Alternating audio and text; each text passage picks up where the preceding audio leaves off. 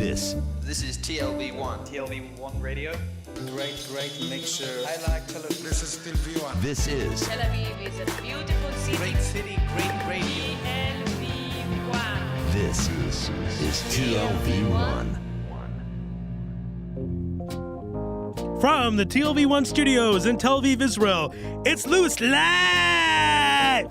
Now your host, me, Ari Louis.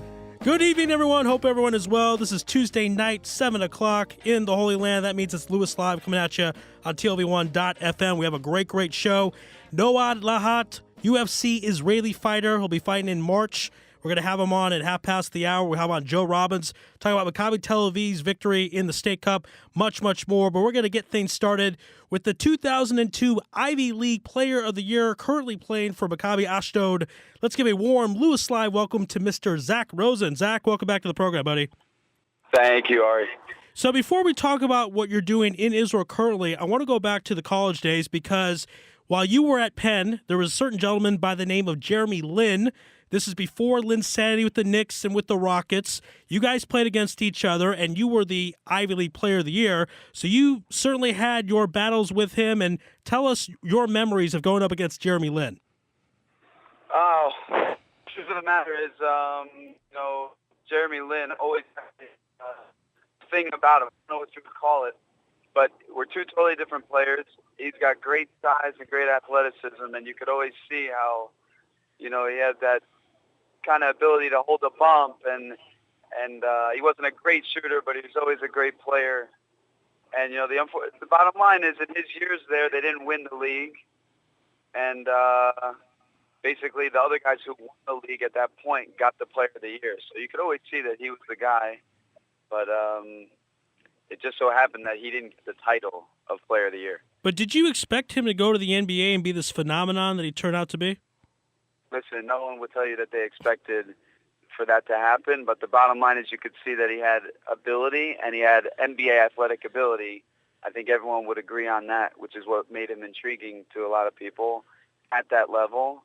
And, to his credit, I mean, what people miss about his story is that he spent 2 years basically just like a boxer in hibernation, just training, just working, just training, just working, with great coaching in the D-League level and NBA level.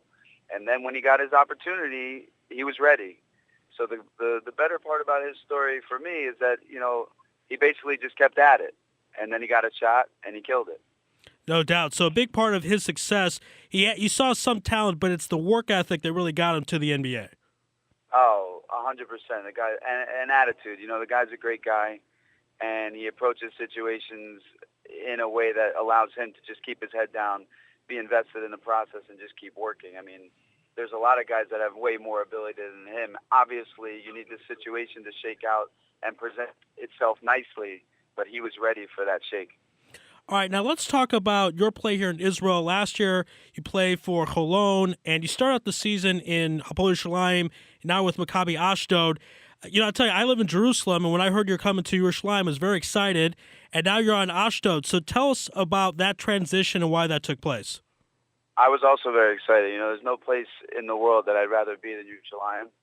And my 3 months there, 2.5 months, whatever, I really enjoyed. They obviously have a great operation going there. Coach Greenberg and all those guys over there are doing a heck of a job. And, basically what happened was out of my control. Unfortunately, Lior Lifshitz he was playing great, and he unfortunately got hurt. And basically, Ashdod needed someone to fill that void, and they saw that I wasn't getting a lot of time in Yerushalayim. They basically pushed the envelope and put me in a position to say yes or no. And through conversations with Coach Greenberg and management over there, it basically was a consensus, like, go play. Right. There's no hard feelings on either side. Coach didn't really want to let me go, but he also wanted what was best for me. And really, on the Yerushalayim side, I give them all the credit in the world. They handled that so professionally and so well that, it was even surprising to me. I like that because some people might have looked at it and said, oh, there must have been a fight or some problem. But basically, you guys are on great terms. You guys are still friends, and they were doing it for your benefit. Yeah, I mean, Coach Greenberg recruited me. That's how I ended up in Jerusalem. He recruited me in college, out of high school to Virginia Tech. Like, we go back a long, long time, and he trusts me and believes in me. And obviously, one thing he said that stood out to me is that, life is meant to be lived. And I think he's right. If you have an opportunity to play, go play. And you don't know how long you're going to get to do it. Also, you're a guy that's gotten tryouts with NBA teams, and the more you play, the more those chances will increase in the future. Was that part of the decision as well to play with Ashdod? Listen, I'm just, not really. I'm just, at this point, especially, we're just trying to help Ashdod win a couple ball games. But at the end of the day, I love it here, and I'm just trying to build a really something here, a career here. I really don't have a desire to go play in other places in Europe, so to speak. And I do. I love it here in the homeland. We're on the line right now with Zack Rosen, plays for Maccabi Ashdod. Now, your team is in somewhat of a pressure situation, my understanding, because the team that finishes last is demoted. At least that's been the policy in the past.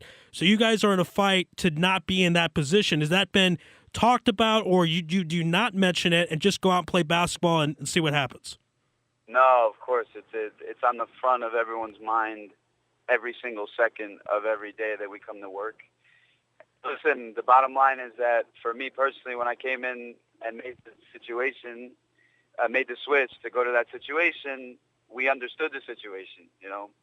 This was a team that had a lot of bad luck and was in dire straits to begin with at that point, and so. This wasn't unexpected on a personal level of the situation that we're going to be in. Now that we're in it, what happens here is you just have to fight. There's no telling how this thing will shake out. That's one thing I can promise, that there's, I think, 11 games left. And if anyone who pays close attention to the league knows that any game shakes either way, any team. So, basically our job is to just somehow, some way stick with it. And keep fighting and try to dig it out just one step at a time. All right, last question I have for you, Zack. A few months ago, I saw you at a court in the German colony off Emigrafheim Street, and some of my friends said, we should get that guy to play. And I said, I don't think that's going to happen. I think that's against his contract. Just for the record, is it against your contract to play pickup basketball? At that court, yes.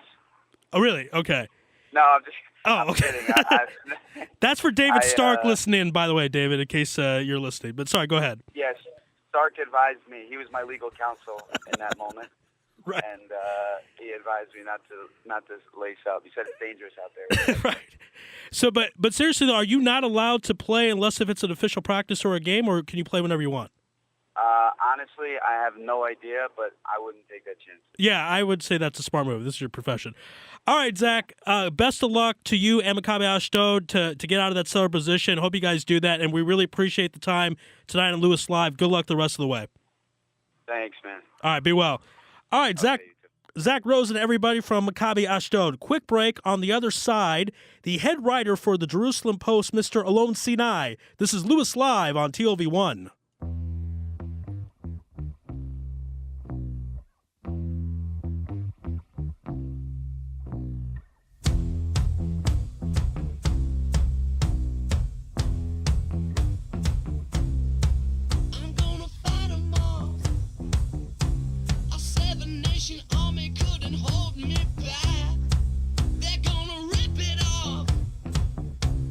Taking their time right behind my back.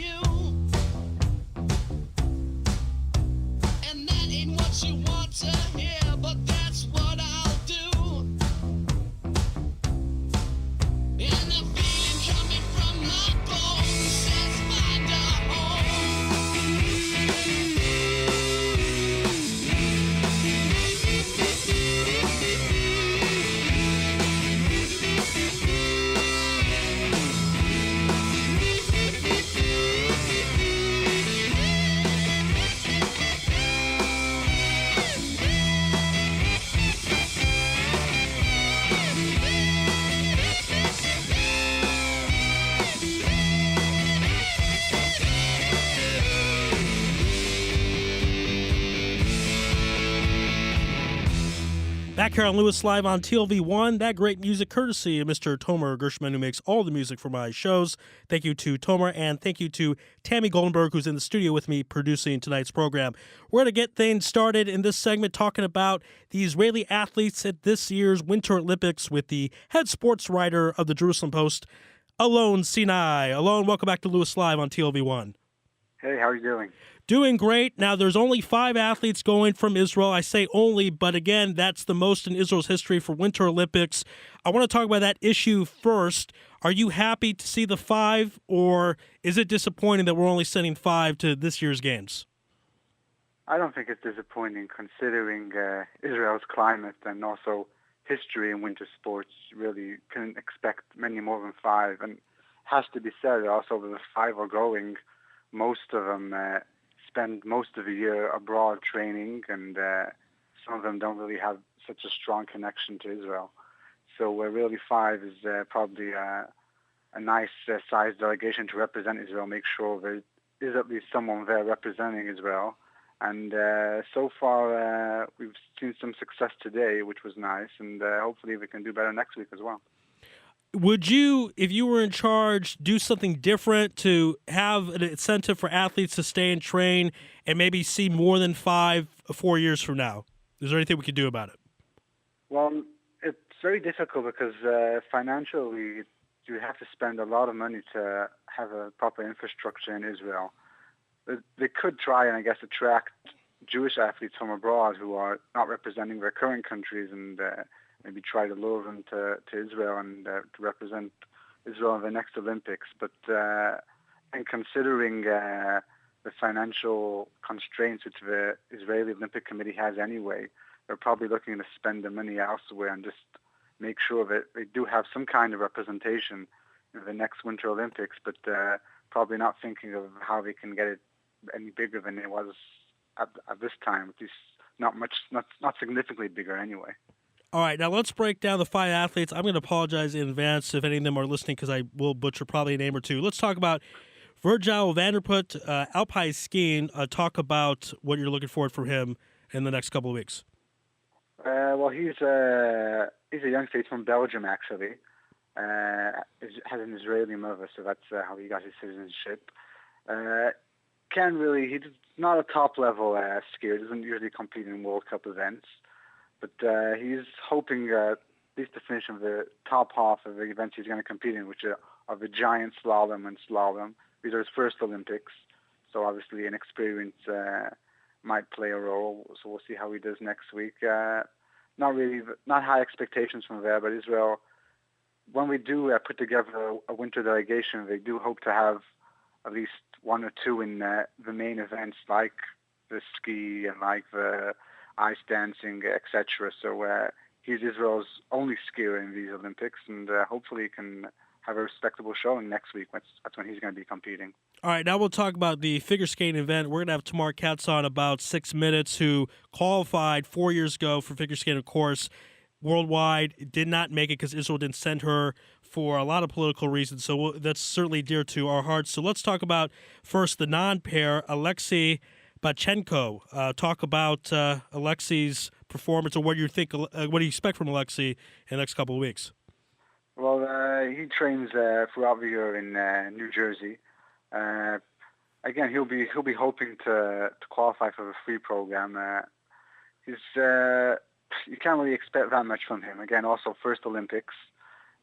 He's really 25 years old, if I'm not mistaken, and he won't be hoping for much, really, mainly to gain experience, and perhaps maybe in 4 years' time he can be back. Israel's first ever representative in the Winter Olympics was Michael Shmerkin in the 92 Lillehammer, and it's nice to have again another male figure skater taking part in the men's event, which historically obviously was important to Israel. But as far as results-wise, I don't think we can expect too much from him. But at 29, will that be too old? The figure skating is kind of a young person's sport. Can something really be done at 29 years old? Yeah, well, it's borderline. In the men's event, you do get top skaters in their late 20s and even in their 30s. So it's definitely not out of the question. And I'm pretty sure that he's hoping definitely to be back in 4 years' time. All right, now Israel sent one pair in the figure skating. That's Andrea Davidovich and Evgeny Karnovsky. So they're in the pairing groups. Talk about them. Yeah, well, they actually competed this afternoon. Krasnopolsky and Davidovich had a pretty decent drill. I'm sure Katz can probably speak through it. They got a score of 53.38 points, and only 20 pairs took part in the short program, which is still going on at the moment. The top 16 qualified for tomorrow's free skating, so they've already secured their place in the free skate tomorrow on Thursday, probably from 14th or 15th place overall. So that was their goal, really, to qualify for free skating, and they've achieved that. And tomorrow they will be able to skate pretty pressure-free and enjoy the event. Krasnopolsky's 25-year-old, Davidovich 16, both of them also training in New Jersey. They only started to train together last year, so they're considering, or compared to many of the other duos, they're pretty fresh and they don't have that much experience together. So they did well today, landed all the jumps, and they'll be very pleased with their performance, and they're hoping to enjoy tomorrow, and who knows, perhaps maybe even a break into the top 12 or top 10. And the last athlete that Israel sent, at least for this year's Winter Olympic Games, of course, give me the hardest name, Vladislav Banokov. I'd probably butchered that pretty good. Tell us about that athlete. Yeah, he was a short track speed skater, Pikanov. He began his Olympics already yesterday. Just missed out on a place in the semifinals of the 1500 event.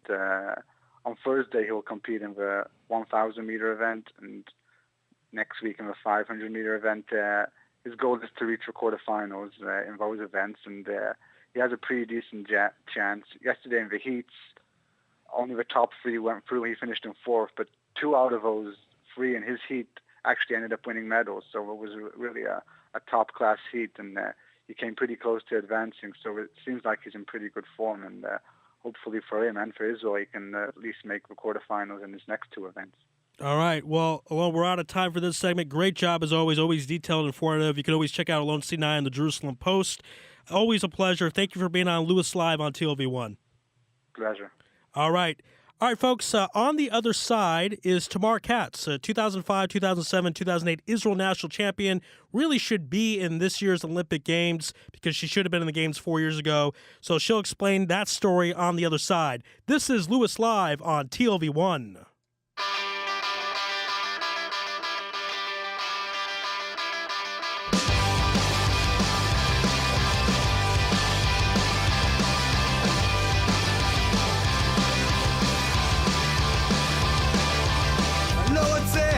שמנה של 20% ריבית לאיזה 100 שנה תנאים מצוינים למשכנתה נוחה עם קרן לפנסיה ונקודות יציאה אני לא רוצה לקבל החלטות לקחת אחריות להתחשב בנסיבות לדעת מה אמרו אתמול בחדשות אנשים קטנים עם בעיות גדולות אני לא רוצה להתבגר להשלים להסתגר לקבל את זה ולוותר אני לא רוצה להתבגר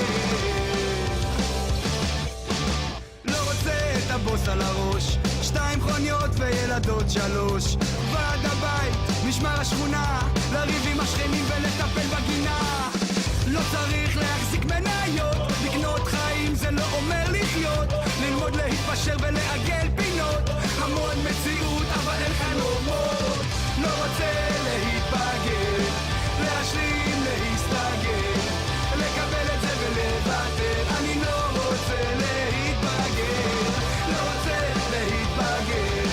להשלים, להסתגר לקבל את זה ולוותר אני לא רוצה להתבגר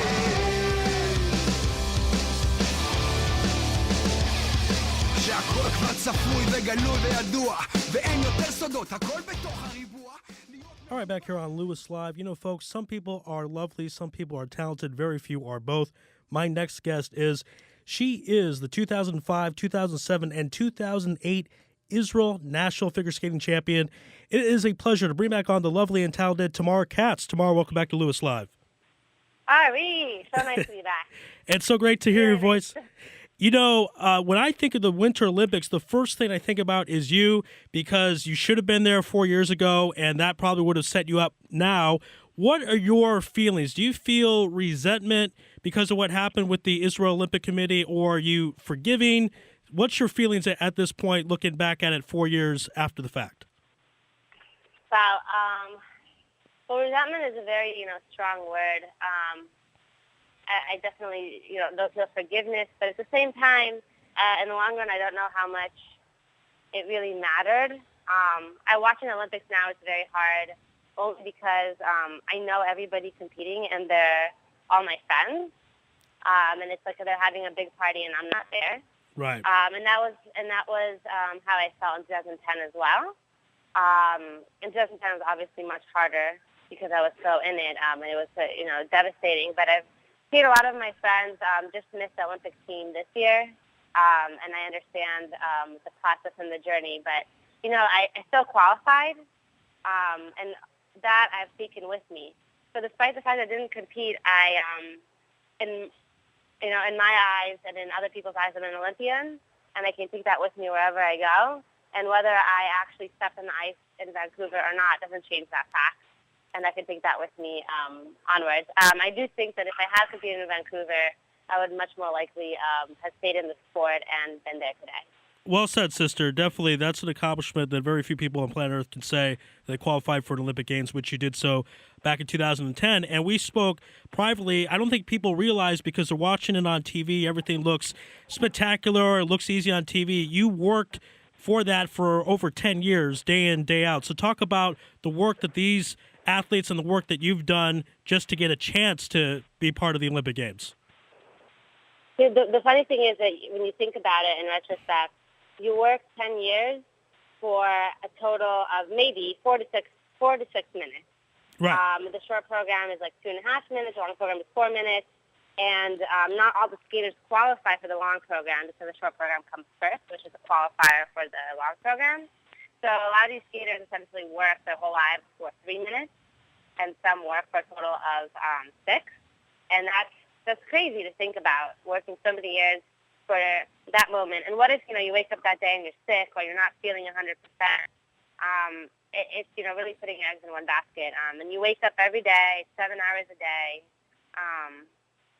A lot of work and effort goes into it. It's hard. And the age. And everyone is so young that's in the Olympics. These are not 30-year-olds. These are early 20s, sometimes teenagers involved in the world stage. Well, you have quite a range. So you have the youngest in figure skating, the Russian girl, who's 15. Wow. And you have Yevgeny Plashenko in the men's field, who's 31, who's gone through 2 knee surgeries and a herniated disc, and he's basically like Robot Man. And he's still doing the quad and the difficult jumps that it requires to be one of the top skaters in the world. So it's impressive that a 15-year-old can go out there, and it's really even more impressive, I think, that a 31-year-old who's already decorated can go out there and still compete with the best. Now, are there particular athletes that you talk about, you have friends that are there, any particular athletes you look forward to watching this week and next week in the games? So Ashley Wagner in particular, we've actually we competed against each other when I was in the United States and competing at junior nationals and intermediate. And she actually was a level below me when we competed in the States, and gave me a note when I was an intermediate skater. This is when I was maybe like 11 years old. And it said to Block that she was rooting for me and she was my biggest fan. Wow. And we became friends from that day on. And I'm rooting for her to do well. I'm not as familiar with other U.S. lady skaters, but Ashley has been there for a while. And there are other skaters from other countries, like Elena Gedevishvili from Georgia and Elena Glebova from Estonia, who I'm rooting for, and Jenna McCorkle from Great Britain. They're, skaters who I had competed with for many years, and I'm rooting for them to, give, a really good performance in likely their last Olympics. We're speaking to the lovely and talented Tamar Katz here in Louis Live on TLV1. Now, this year, Israel's only sending 5 athletes. Now, it's ironic I say only. That's the most in Israel's history for the Winter Games. What if you were in charge of the whole thing? What does Israel need to do to send more athletes to these Winter Games? I was under the impression that we were sending 3. Who are the other 2? I don't have it in front of me right now, but I believe the total right now is 5, is my understanding. Okay, I didn't know that, and good to know. That's an improvement, obviously. I think one of the things that's already been done is opening an ice rink in Central Israel. And there have been in the last 4 years 2 ice rinks have opened up, one in Lahat and one in Central Israel. And it's going to be an uphill battle to ever, I think, make the winter sports as big as the summer sports in Israel, just because it's not a winter country. And the skaters, in order to make it to that level, need to train abroad. I'm pretty sure that the 5 skaters, or the 5 representatives from Israel, none of them train in Israel. Right. And that's the problem right there. So if you're able to kind of make a training center in Israel and attract top coaches to come there, then you could create something that is bigger, that is more appealing. But unless you have a training center in Israel, I don't see winter sports ever becoming a big thing. Well said. All right, Tamar, we're out of time for this segment. Let's do it again soon. Next time in Israel, let me know so we could meet up again like last year and enjoy the rest of the games. I'm sure you have a better understanding than the average viewers. So thank you again for being on Louis Live on TLV1. All right, always a pleasure. Thank you so much. Be well. All right, folks, that was the lovely and talented Tamar Katz here on Louis Live on TLV1. We'll take a quick break. More Louis Live after this.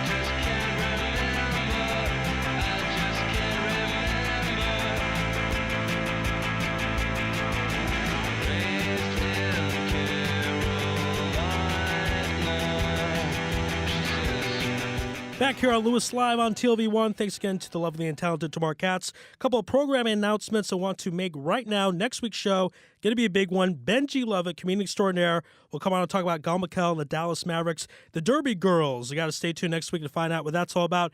And Bradley Chalupsky arguably should be in this year's Olympics representing Israel, but not to be. And also a reminder, you can download the show on iTunes. Go to iTunes, look up Louis Live Sports, and get the show there. All right, we're going to switch gears and talk about the world of mixed martial arts. My next guest will be competing his UFC debut in late March, Israeli-born Noad Lahat. Noad, welcome to Louis Live on TLV1. Hey, how you doing? Hey, doing great. So there are so many places of where to begin, but what I want to talk about right now is where basically your nickname is Neo. I find that very interesting. Where did that nickname come from? Oh, just first thing before that, I'm not Israeli born. I'm Israeli. I just here at the moment for work, but I'm Israeli. I'm still serving reserve army and everything, so it's not Israeli born. My nickname, I got my nickname in Brazil. They couldn't pronounce my name correctly when I was there, and it was a time when the series of the movies Matrix was on back then. Noah, listen, we're having a little bit of technical difficulties. We're going to call you right back, so we're going to play music right now and call Noah back. Sorry about that. It is live radio for a reason. This is Louis Live. We'll be back after this.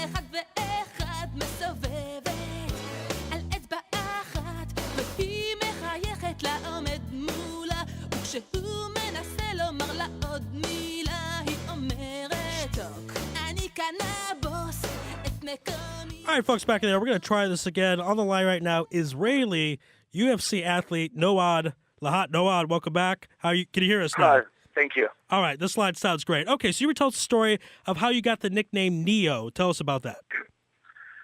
So when I was in Brazil training, they couldn't pronounce my name right. They had a lot of trouble with that. So it was at the time when the Matrix movie was on in theaters. Was really popular back then, so they gave me that nickname. They said because my moves is kind of crazy, like Neo in the movie. All right. And it's got stuck. That's where I met my wife too, and since then everybody called me Neo. All right, I like that. Now, you have a lot of media coverage right now. You're on my show, obviously. Yesterday you were on Ariel Helwani's MMA Hour. How does that affect your training? How do you still focus on what you got to do with all the media attention and guys like me asking you questions? Well, it's not so private anymore. I can't really hide everything I do anymore, but it doesn't really affect my training. When I'm training, everything that's not on the mat, it stay out of the mat. If someone punches you in the face, you better focus. Right. Bingo. Can't be thinking about me or my face when you're in a fight. You got to be thinking about the fight, right? Yeah, exactly. Now, an advantage you're going to have in the UFC is that most fighters don't have a military background. I mean, some do, but you served 3 years in the IDF. Tell us how that's going to help you with your UFC career. Well, I think there's only one that served in the American Marines, if I'm not mistaken. But yeah, most of the athletes, used to be, especially the American one, in college and stuff like that. how it's affected me? Well, it's 3 years that I haven't trained, so there's that. But I think it helped me with the mental aspect of the game. You know, when most of the kids, you know, in 18 to 21 around the world, busy partying and stuff, I was busy doing pretty tough things that make me mentally tougher, and I can see that when I train with the guys too. I like that. It's a kind of pro and con. You get the mental benefits, but you didn't train for 3 years, so there are pros and cons to it at the end of the day, right? Yeah, of course. Now, what's also interesting about your background, if I'm not mistaken, both your parents were generals. Is that correct? They were pretty high up in the Israeli military? So it's not really the military. They just got out of country. And my mom was in the... both of them are generals, but my dad was in the military, while my mom was in the intelligence forces. Okay, I got you there. Now, you're at this point somewhat the face of Israel MMA, because Ido Periente a few years ago tried out for, I believe, season 8 of the Ultimate Fighter. He didn't make it, and now it's up to you. So how does that make you feel that you're carrying the torch of Israel MMA? Oh, make me feel good. You know, I come to redeem what other people tried before, and I'll bring the W this time. All right. And you're going to be fighting at the end of March, so best of luck to you on that fight. And we hope to have you on again after you get the W. So let's make that deal, okay? Okay, thank you very much. Sure, be well. All right, folks, Noah Lahat, Israeli UFC athlete on Louis Live and TLV1. We'll take a quick break. On the other side, Joe Robbins to talk about Maccabi Tel Aviv winning their 5th state cup in a row. Louis Live, TLV1.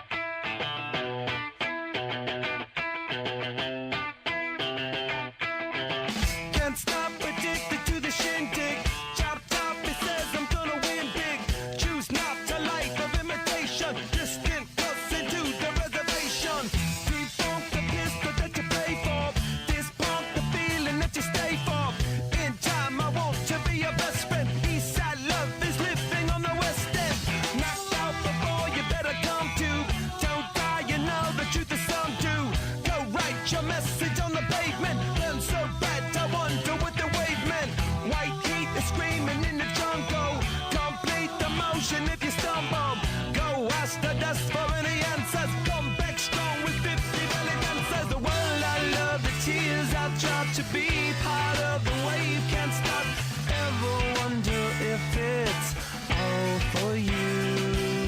The world I love, the trains I hop to be part of the wave. Can't stop, come and tell me when it's time to.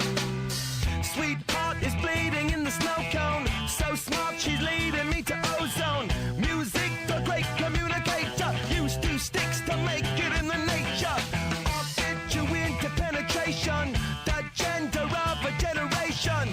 The birth of every other nation. Look your way, the gold of meditation. This chapter's gonna be a close one. Smoke rings, I know you're gonna blow one. All on a spaceship persevering. Use my hands for everything but steering. Can't stop the spirits when they need you. Mob tops are happy when they feed you.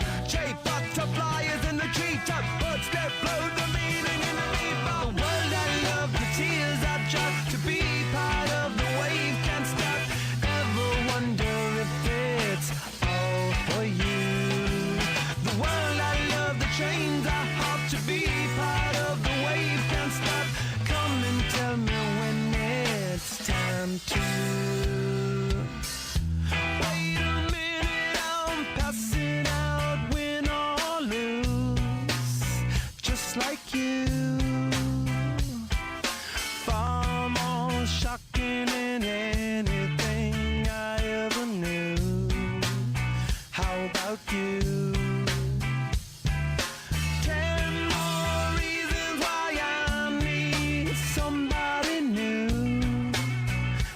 Back here on Louis Live on TLV1. Thanks again to Noah Lahat for coming on the program again. He'll be fighting in late March, so check out that fight in your local venues. On the line right now to discuss Maccabi Tel Aviv's fifth straight State Cup is the frequent contributor to the Jerusalem Post, Mr. Joe Robbins. Joe, welcome back to the program.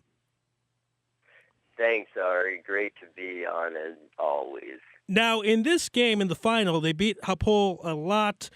That game was somewhat close, kind of a game of runs, but the big star for Maccabi Tel Aviv in their 80-73 win was David Blue. You know, I thought David Blue was done, but he poured in 22 points. He's a California guy. You know a lot about him. So talk about David Blue's performance in the championship of the State Cup. Yeah, he really had a resurgence, and he's looked as good as he ever has. He tried to make that jump to the NBA, was signed by the Sacramento Kings briefly a few years ago. It didn't work out, came back to Israel, and between his time in Europe and his time in Israel and now landing at Maccabi Tel Aviv, he definitely has shown that he feels back at home in the place where he really played his best basketball as a young professional player.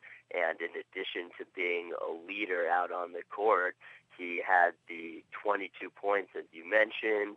He was hitting three-pointers. He was rebounding, just doing whatever Maccabi needed in addition to playing defense to get the job done. And even though the final score was 80-73 in Maccabi's favor, and Allon had a couple of runs to cut it closer, Maccabi really was in control for the majority of the game, and there were only a couple tight moments for Maccabi en route to their fifth State Cup where they really showed that they were deserving of the title of best team in Israel. And David Blue had the most points for Maccabi, but I want to talk about some of the other guys from Maccabi who stepped up, especially Sylvan Landisberg. He had 11 points. Excuse me, he had 10 points. Sorry, he had 11 points. Devin Smith had 10 points.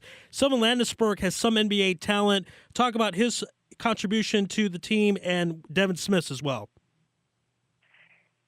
Definitely. You know, when I look at this Maccabi team, it's a great mix of American college players and Israeli players. You've got a couple of guys from other places, but it's a roster built really expertly crafted by Wojciech and David Blatt. You've got guys like Landsberg, who you mentioned, NBA talent. Tyrese Rice was a star at Boston College.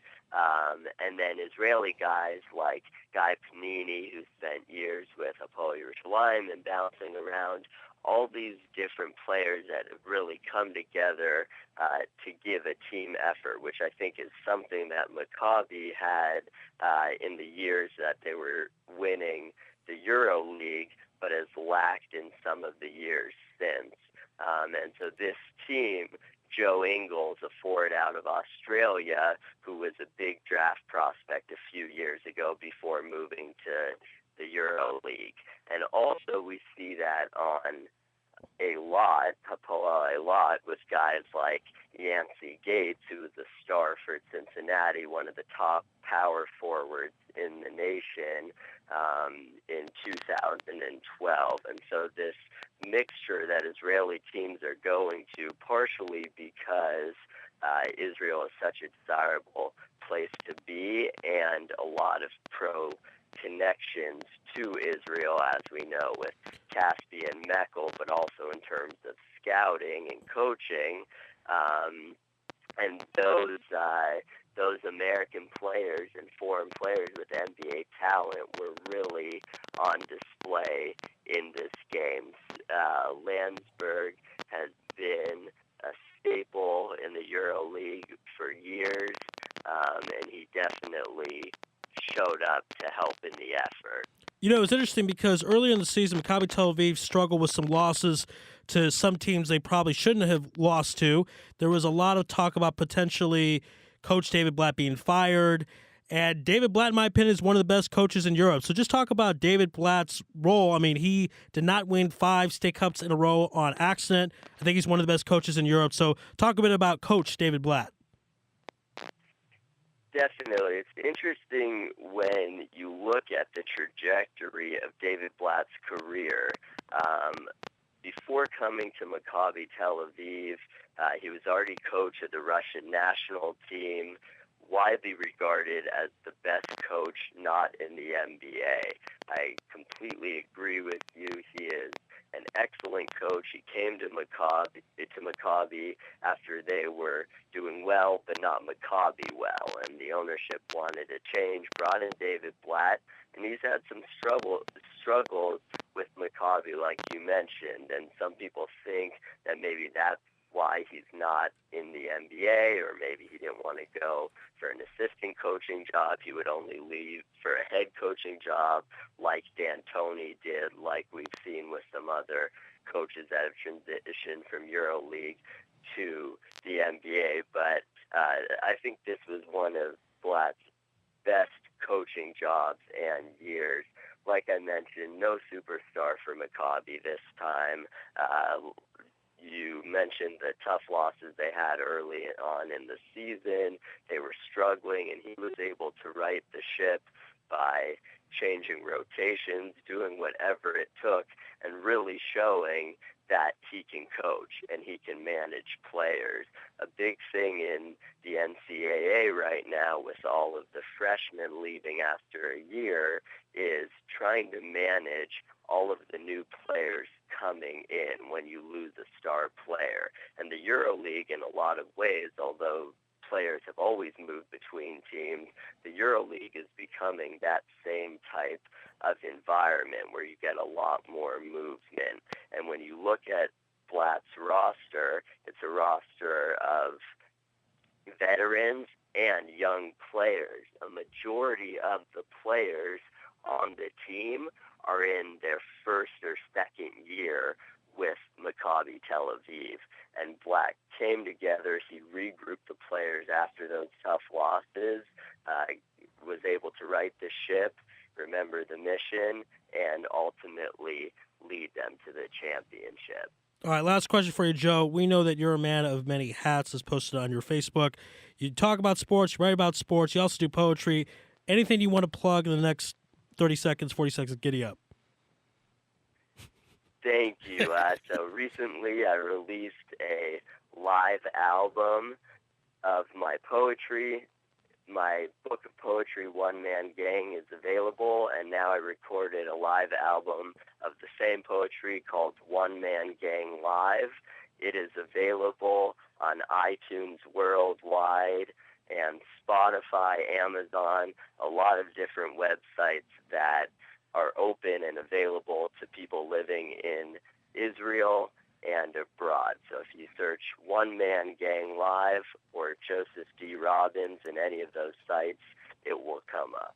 All right, Joe, great stuff as always. Thank you for being on Louis Live on TLV1. Thanks, Ari. A pleasure. All right, folks, quick break on the other side. Adam Davis talk about some Israel tennis. This is Louis Live on TLV1.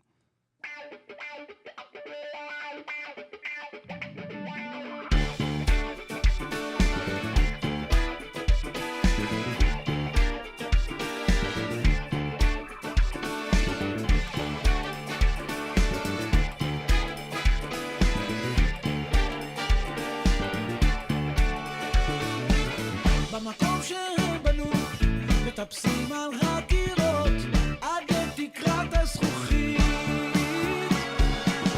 כוכבים אפשר לראות רק מבעד למסך שיורד על החלומות. במקום הזה שהם בנו, במקום שהם בנו לנו, כולם קונים להם עוד זמן שאול.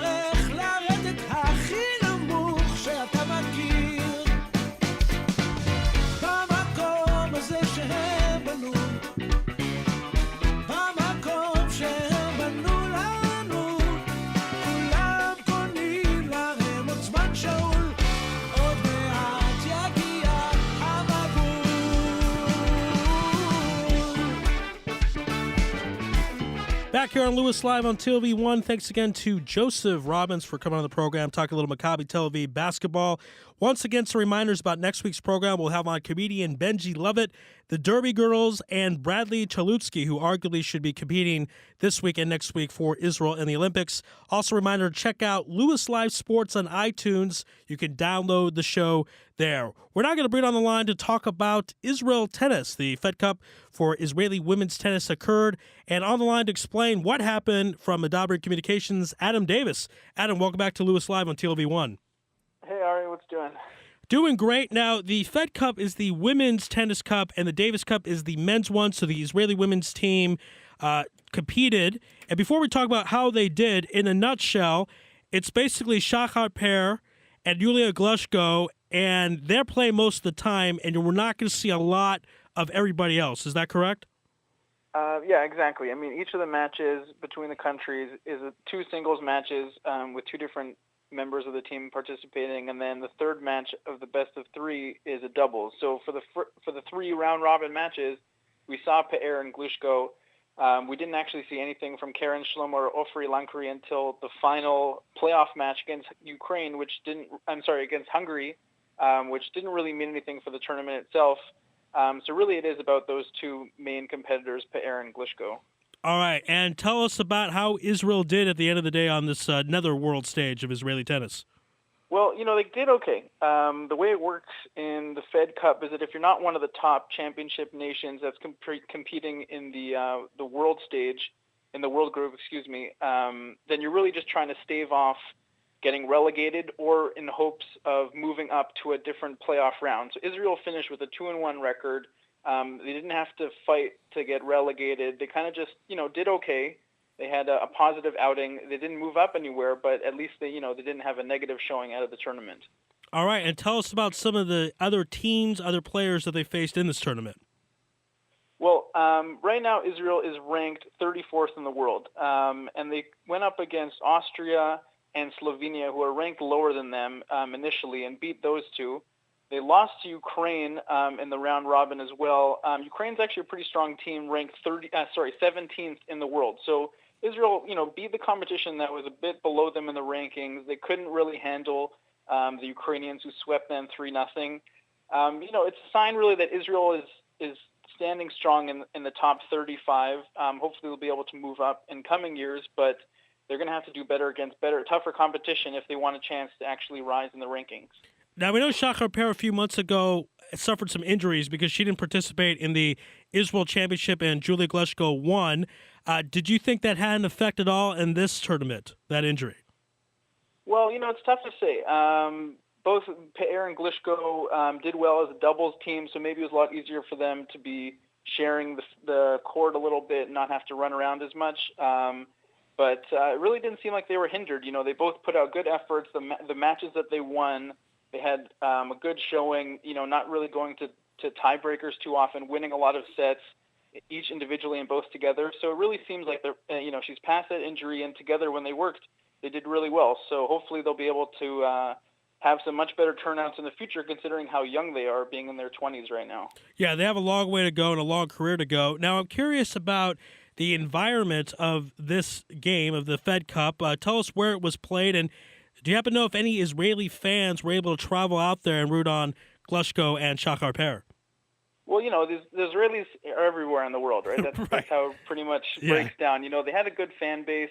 There's a big fan following for this team because, Israel is actually pretty solid in tennis, both the men and the women. But these matches took place in Hungary, and I don't really know how many Israelis are heading out to Hungary for a women's tennis competition when their country is ranked 34th in the world. But it seemed like, there's good support for them back home, and hopefully that'll push them down the road. What's coming up next? The way this Fed Cup works, is there another edition later on that's based on the fact they went 2-1? What happens in the future as a result of this performance? Well, if they would have had a worse showing instead of the 2-1, they would have had to fight in another match to see whether they would get relegated to a lower tier. They didn't have to do that, so they're still going to stick in that same group, which is the Europe-Africa group. Pretty much this, their ranking is just where it's at right now.